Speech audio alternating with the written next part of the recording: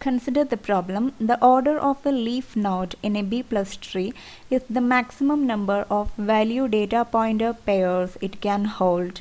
Given that the block size is 1k bytes, data record pointer is 7 bytes long, value field is 9 bytes long, and a block pointer is 6 bytes long, what is the order of the leaf node?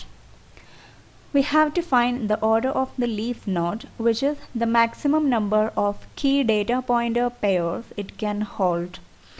We know the structure of the leaf node is there will be a key, a data pointer corresponding to the key, again a key data pointer, and so on. And maximum if a leaf node can keep n number of key data pointer pairs, then we can say n is the order of that leaf node, and at the end there will be one block pointer or node pointer which points to the next leaf node. It's given the size of the block is 1k bytes.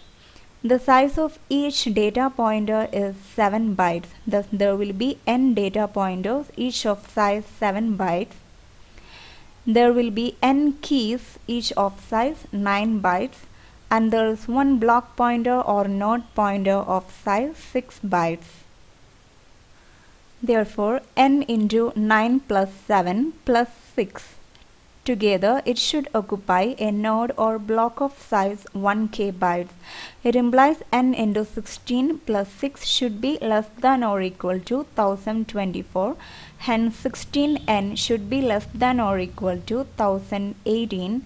It means n should be less than or equal to 63.6.